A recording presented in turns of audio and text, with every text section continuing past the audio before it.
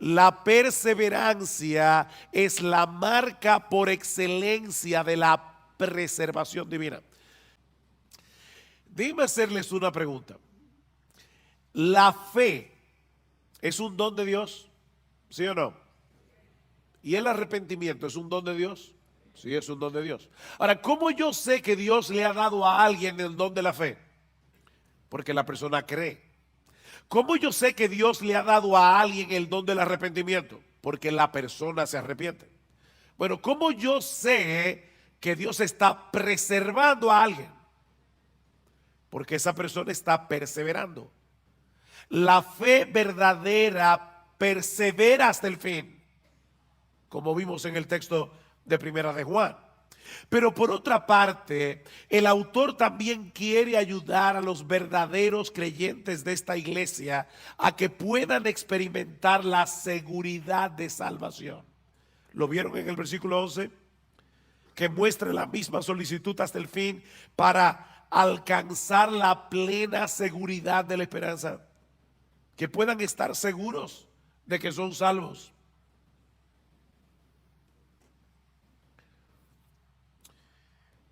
Mis hermanos, se puede ser un verdadero creyente y no tener certeza de que lo eres.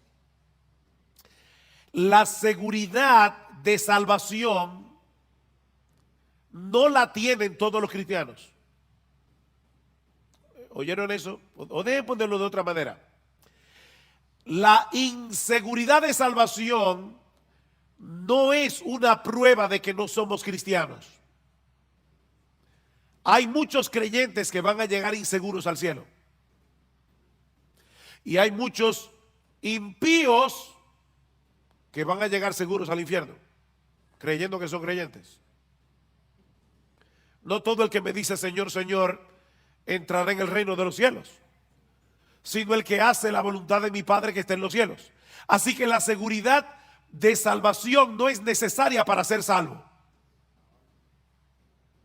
Sin embargo, cuando un creyente no puede estar seguro de su salvación, no podrá disfrutar plenamente de la bendición de ser salvo.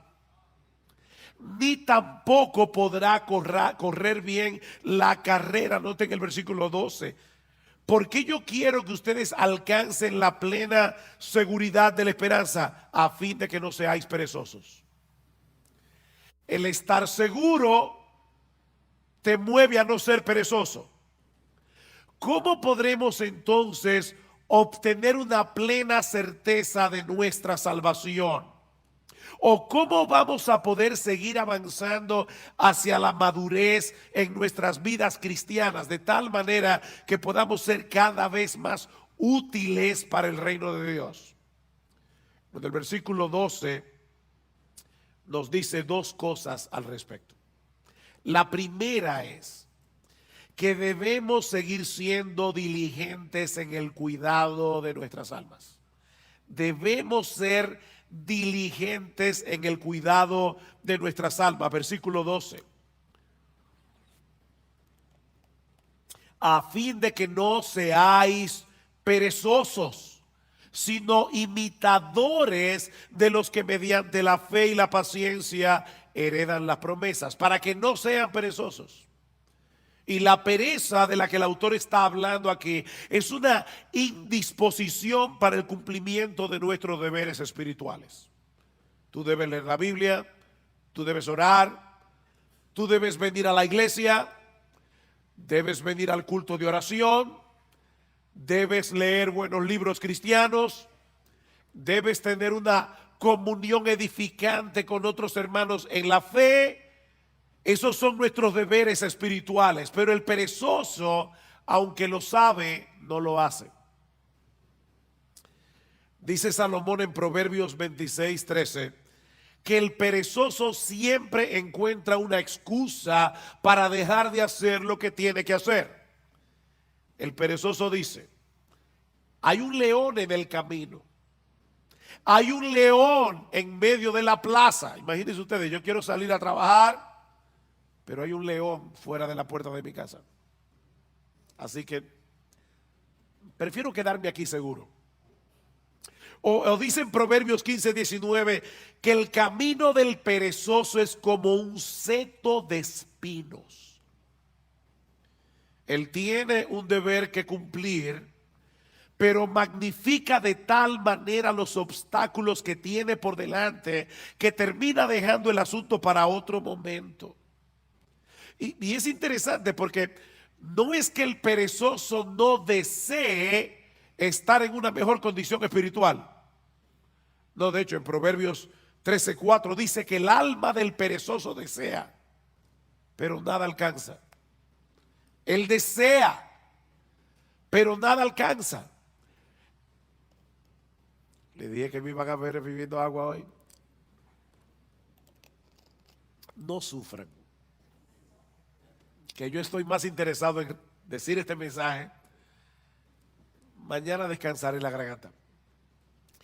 El perezoso no ha perdido la capacidad de desear una mejor condición espiritual de la que tiene.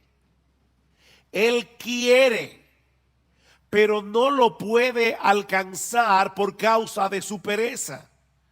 Mis hermanos, si no somos diligentes en el uso de los medios que Dios ha provisto para que alcancemos una mejor condición, nuestros deseos nunca serán cumplidos.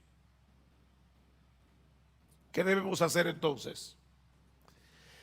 Despojarnos de nuestra pereza espiritual y en dependencia del Espíritu Santo disponernos a hacer lo que debemos hacer en el momento en que debemos hacerlo, aunque no tengamos ningún deseo de hacerlo.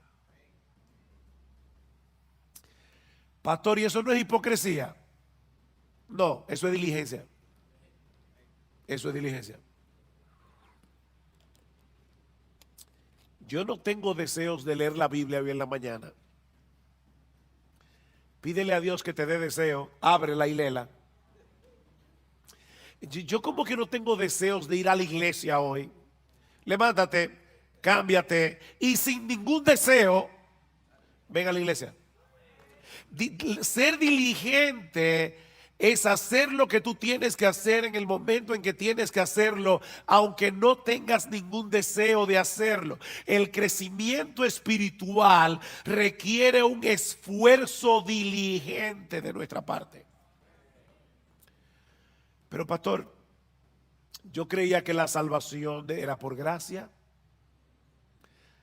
Y lo que usted está diciendo de verdad parece oponerse a la doctrina de la gracia. Si es por gracia, yo no tengo que hacer nada para merecer la bendición de Dios. Tú tienes razón. Si es por gracia, no es por mérito. La gracia se opone al mérito, pero no se opone al esfuerzo. De hecho, Pablo le dice a Timoteo en 2 Timoteo capítulo 2, Timoteo, esfuérzate en la gracia. Esfuérzate en la gracia. La gracia se opone a nuestros méritos. La gracia no se opone a nuestro esfuerzo. Es en el contexto de nuestra diligencia que podemos disfrutar de la bendición de Dios. No porque ese esfuerzo nos haga merecer que Dios nos bendiga, sino porque Dios ha decretado que seamos bendecidos siendo nosotros diligentes,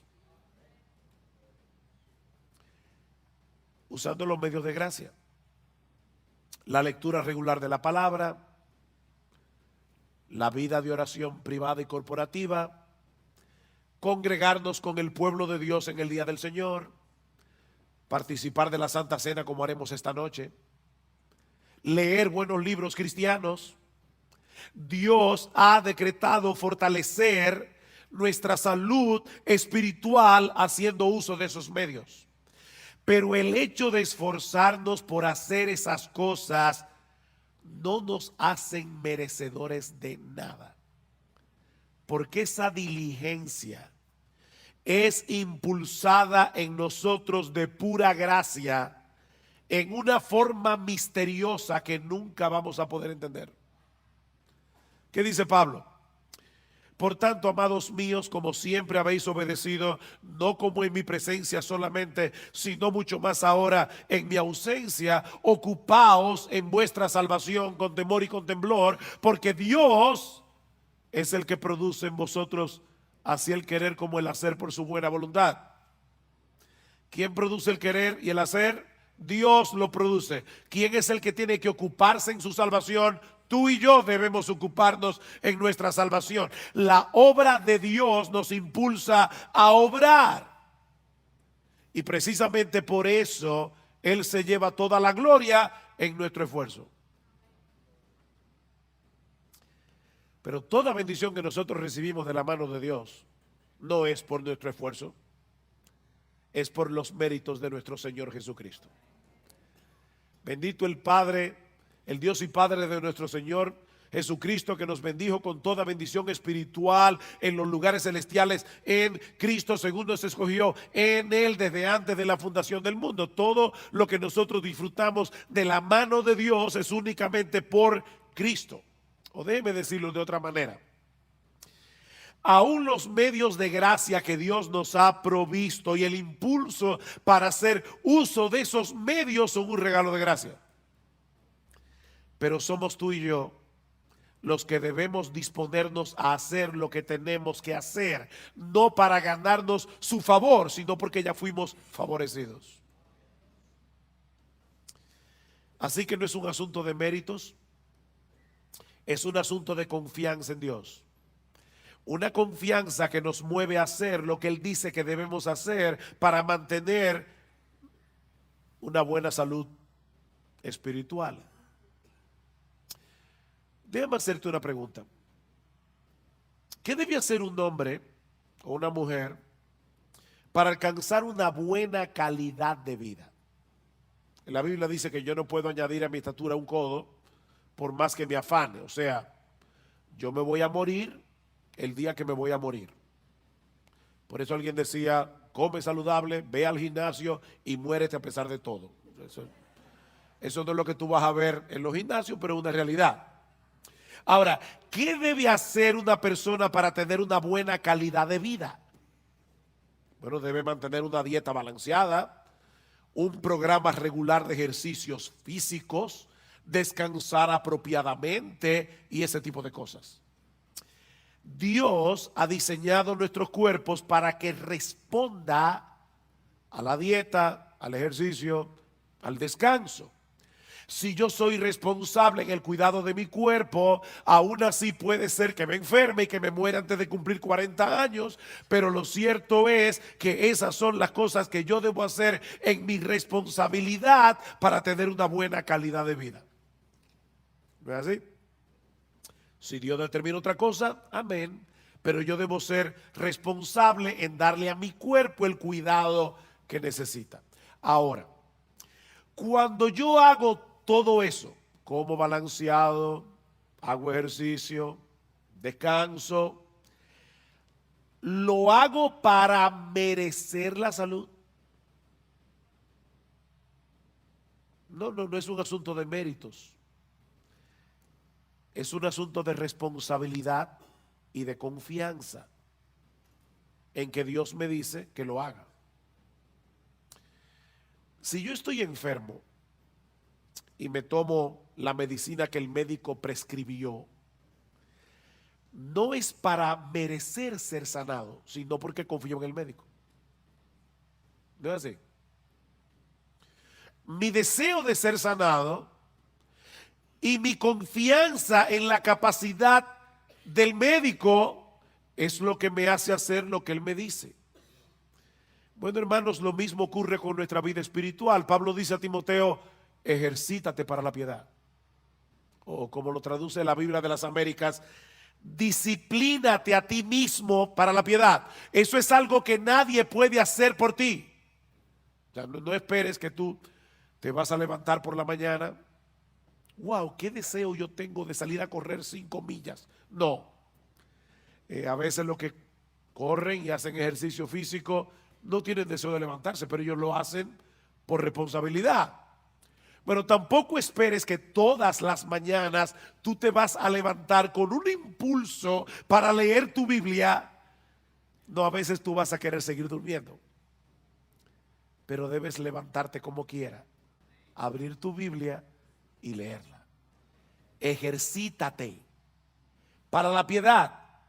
Disciplínate a ti mismo para la piedad. Ahora, nunca olvides que son medios de gracia. Eso quiere decir que aun cuando haces uso de esos medios que Dios ha prescrito para preservar la salud de nuestras almas, debemos hacerlo descansando en Él. No en nuestras propias fuerzas o en nuestra propia capacidad. Señor, voy a leer tu palabra, dame entendimiento.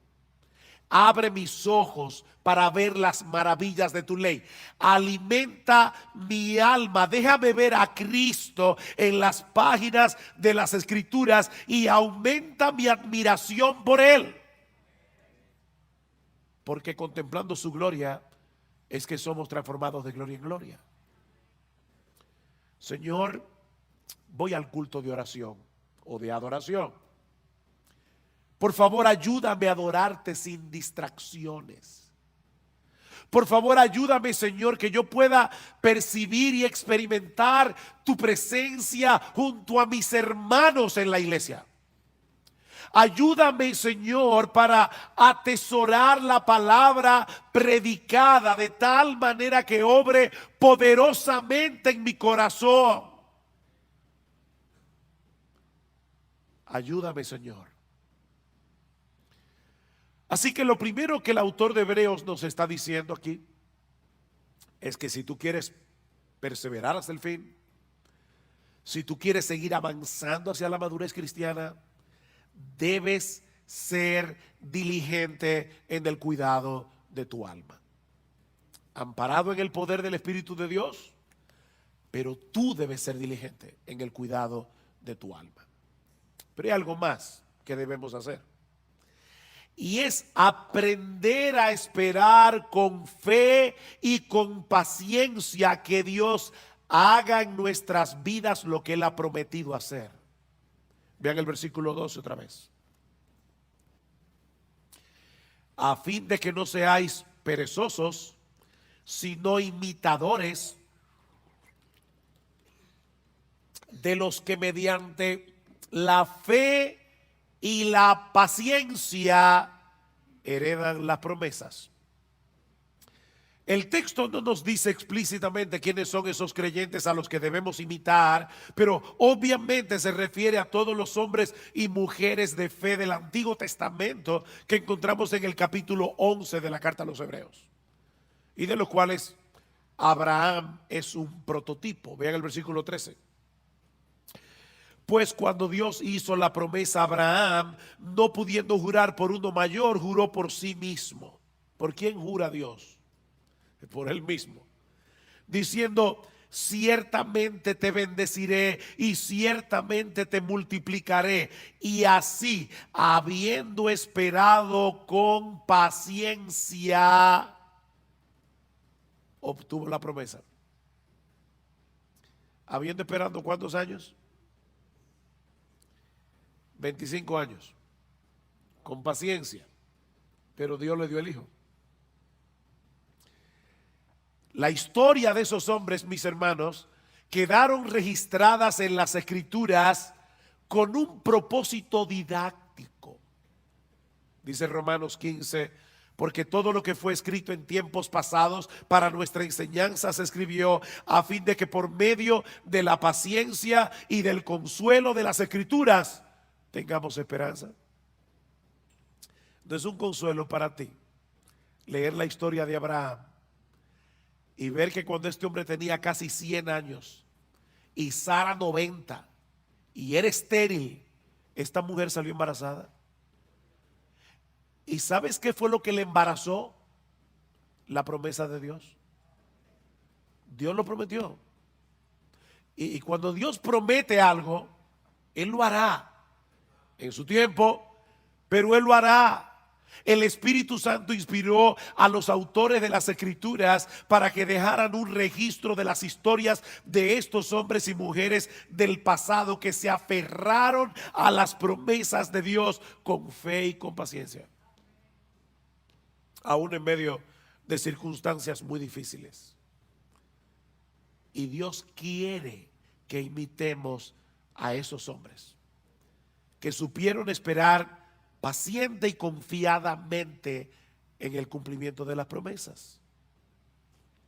La fe nos capacita para confiar en el poder y en la buena disposición de Dios para concedernos lo que Él nos ha prometido, pero la paciencia nos permite esperar que Él lo haga en su tiempo, no en el nuestro.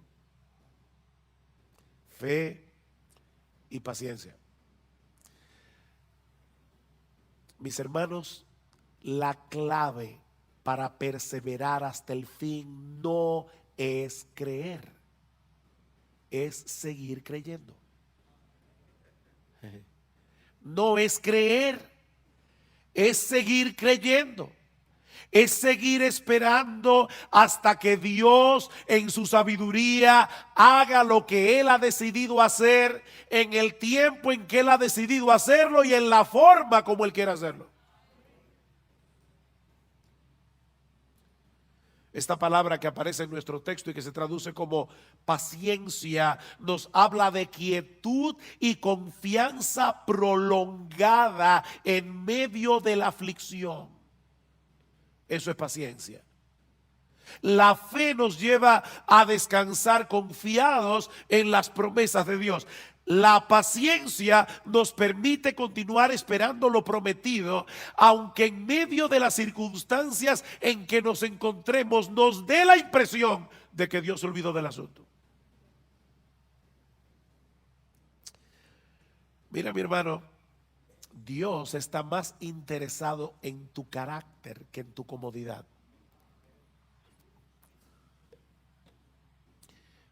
Él quiere llevarte a depender más de Él,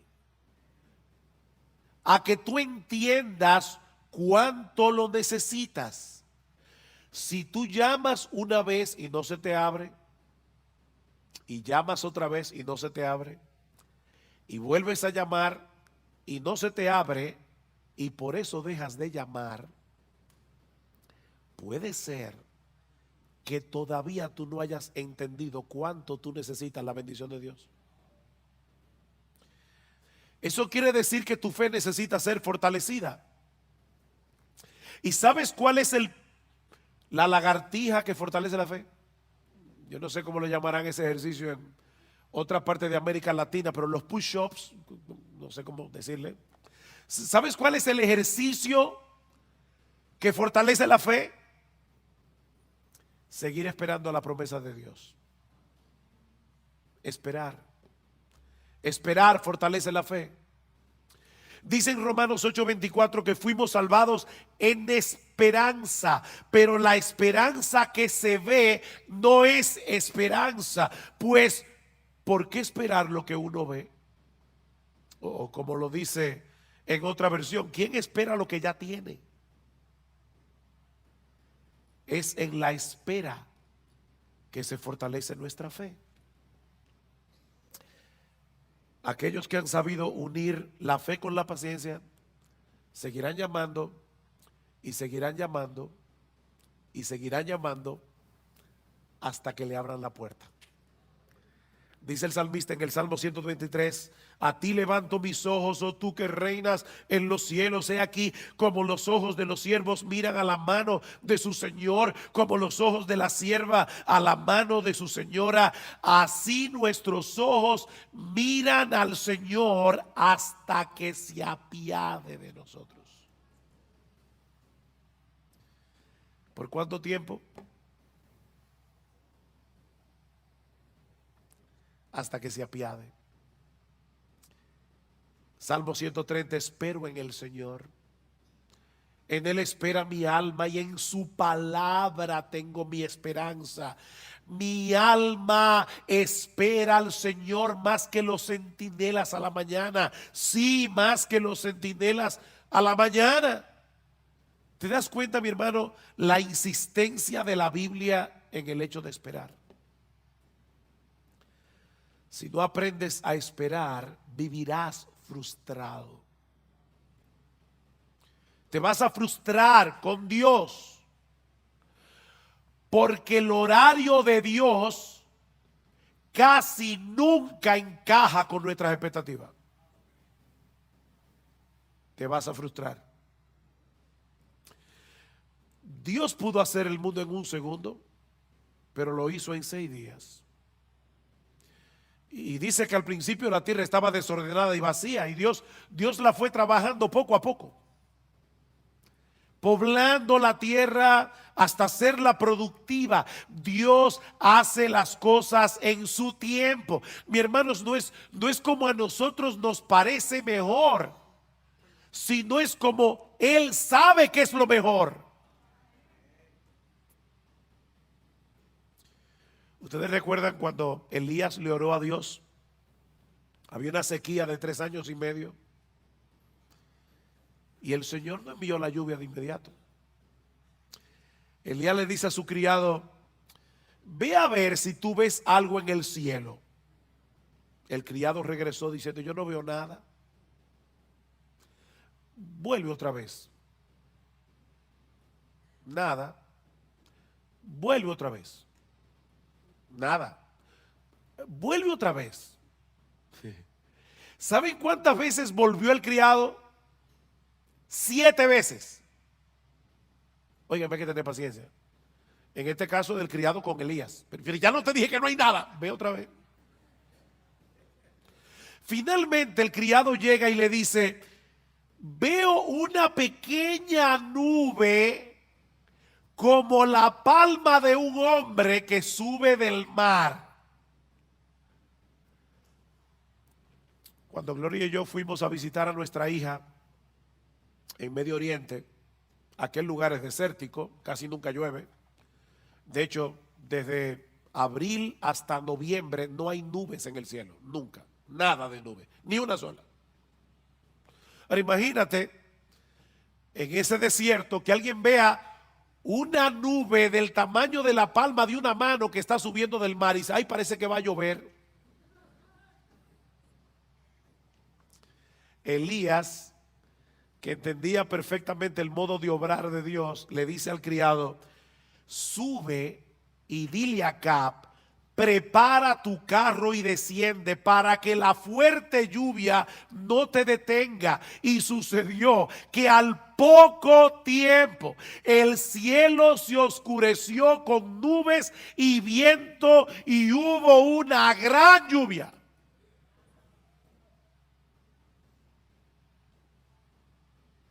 Dios tiene su forma de obrar. Él desea moldear nuestro carácter. Y eso solo es posible en el contexto de la fe y de la paciencia.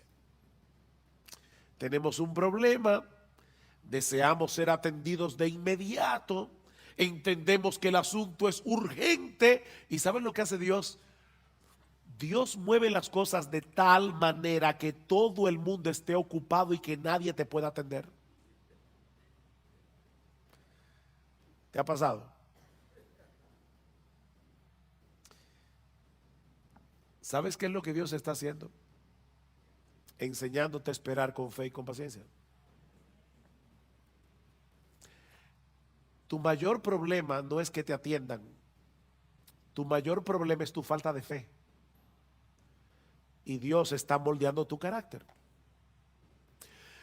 Mis hermanos, ¿qué aflicción puede ser mayor que la muerte de un ser querido? Pero cuando Marta y María mandaron a llamar a Jesús porque Lázaro estaba enfermo, el Señor ni se apresuró. Él esperó pacientemente al que el problema se pusiera peor para mostrar más abundantemente su poder. Lázaro finalmente murió y Cristo lo levantó de los muertos. Y en el proceso le enseñó a Marta y a María a esperar con fe y con paciencia. La hija de Jairo, cuando este hombre acudió a Cristo, su hija aún vivía, Pero el Señor otra vez se entretuvo en el camino tratando otro caso, el de la mujer que tenía flujo de sangre. Y ustedes saben lo que sucedió. La niña muere y Cristo de nuevo la levanta de los muertos. Estas historias están en la Biblia, mis hermanos, para enseñarnos algo. Cristo dejó que esa niña muriera para que nosotros aprendiéramos a tener fe y paciencia. A veces va a parecernos que el Señor no nos está haciendo caso. ¿Recuerdan la mujer sirofenicia? Señor, ten misericordia de mí, mi hija está posesa por un demonio, y Cristo ni le escucha. Los apóstoles vienen. Por favor, Señor, haz algo para que esta mujer nos deje tranquilos. No es correcto quitarle el pan de los hijos para dárselo a los perrillos. Yo vine primero a los perdidos de la casa de Israel. Y esta mujer le dice, sí, Señor, pero aún los perrillos comen de las migajas que caen de la mesa de sus amos. Y Cristo le dice, mujer, por causa de tu fe, lo que tú quieres te será hecho. Y dice que su hija fue sanada en aquella misma hora. Esta mujer no desmayó. Y por medio de la fe y de la paciencia obtuvo la bendición que deseaba. He aquí entonces, mis hermanos, la metodología divina para seguir avanzando en nuestras vidas cristianas y llegar a experimentar seguridad de salvación. Debemos ser diligentes en el cuidado de nuestras almas y ser imitadores de aquellos que por la fe y la paciencia heredaron las promesas. Dios nos ha dado promesas ciertísimas en su palabra, incluyendo el hecho de que Él ha de guardarnos en Cristo hasta el día en que estemos en su presencia, en cuerpos glorificados, contemplando y deleitándonos en su gloria por los siglos de los siglos. Él lo ha prometido y Él lo hará. Mis ovejas oyen mi voz y yo las conozco y me siguen, y yo les doy vida eterna y no perecerán jamás, ni nadie las arrebatará de mi mano. Mi Padre que me las dio es mayor que todos y nadie las puede arrebatar de la mano de mi Padre. Si esperamos en las promesas de Dios con fe y con paciencia, tendremos el combustible necesario para energizar nuestra diligencia en el cuidado de nuestras almas. Recuerden lo que dice el autor de la carta a los Hebreos: deseamos que cada uno de vosotros muestre la misma solicitud hasta el fin. ¿Para qué? Para que tengan seguridad de salvación. ¿Para qué? Para que no seáis perezosos. Para que no seáis perezosos. Las promesas de Dios son las que le dan contenido a nuestra fe. Creer en Dios es confiar en su fidelidad para cumplir lo que Él ha prometido sobre la base de la obra consumada de Cristo a nuestro favor. Eso es lo que el autor de la carta dice más adelante. Versículo 16. Porque los hombres juran por uno mayor que ellos mismos. ¿No es así? Hay gente que jura por Dios. ¿Y por quién jura Dios? Los hombres juran por uno mayor que ellos mismos, y para ellos un juramento dado como confirmación es el fin de toda discusión. Por lo cual Dios, deseando mostrar más plenamente a los herederos de la promesa la inmutabilidad de su propósito, interpuso un juramento. Dios juró por sí mismo, a fin de que por dos cosas inmutables, en las cuales es imposible que Dios mienta, los que hemos buscado refugio seamos grandemente animados para asirnos de la esperanza puesta delante de nosotros. Seamos fuertemente, grandemente animados. la cual tenemos como ancla del alma, una esperanza segura y firme y que penetra hasta detrás del velo donde Jesús entró por nosotros como precursor. ¿Recuerdan cuando el sumo sacerdote entraba al lugar santísimo con la sangre del animal y rociaba el propiciatorio? Bueno, allí entró Jesús con su sangre para decirle a su Padre y a los ángeles: yo derramé mi sangre por este hijo mío. La justicia de Dios ya está satisfecha. Es imposible que Él termine en otro lugar que no sea en mi presencia. Aférrate a esa promesa. Aférrate a esa promesa. Mira, mi hermano,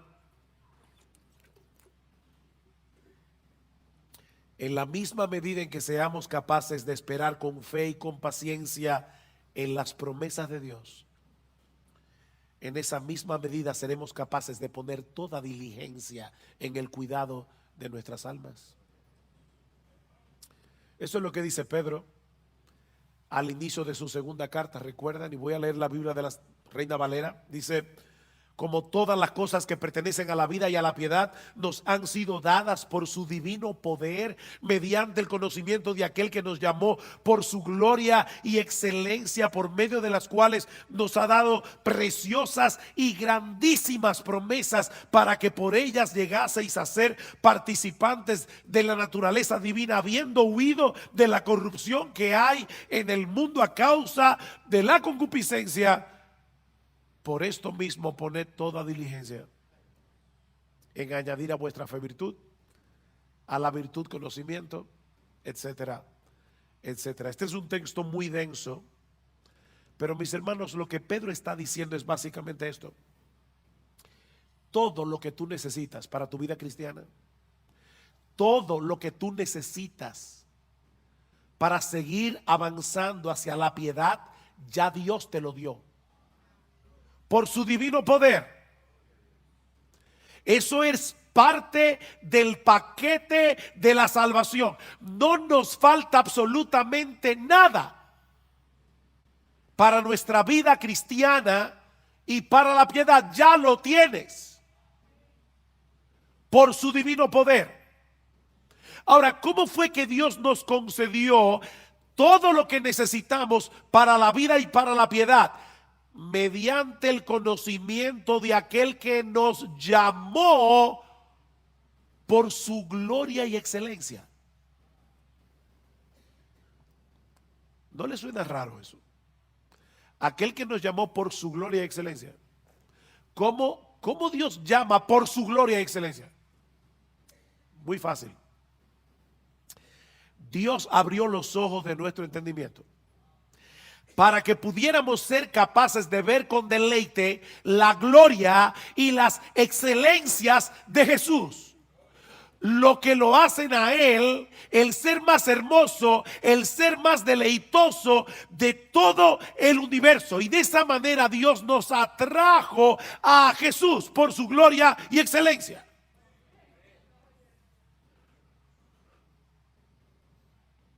Y ahora Pedro está diciendo: el hecho de saber que el poder omnipotente de ese Dios que nos llamó por su gloria y excelencia está obrando en nosotros hasta que estemos en su presencia en cuerpo y almas glorificados, es una poderosa motivación para poner toda diligencia en añadir a vuestra fe virtud, a la virtud conocimiento. Alguien lo ilustra de esta manera. Imagínate que tú eres un prisionero de guerra en un campo de concentración y has perdido toda esperanza de salir vivo de allí. Y en tu desesperanza ya tú comenzaste a vivir descuidadamente. Tú lo que quieres es sobrevivir hasta la muerte. Y ya tú no te preguntas si algo está bien o algo está mal. Como decimos en buen dominicano, tú estás dado al pecado. Pero de repente te enteras de que se está planificando un intercambio de prisioneros. Y ves que se acerca a la fila donde estás tú el guardia que tiene la responsabilidad de señalar a los que van a ser libertados y enviados de vuelta a su familia. Si el guardia te señala a ti, eso no sería un mero conocimiento. Recuerden que Pedro dice, mediante el conocimiento de aquel que nos llamó por su gloria y excelencia. Pero ese conocimiento transforma, ese conocimiento anima. Si el guardia se te acerca a ti, tú no vas a pensar, oh, qué interesante, me llamó a mí.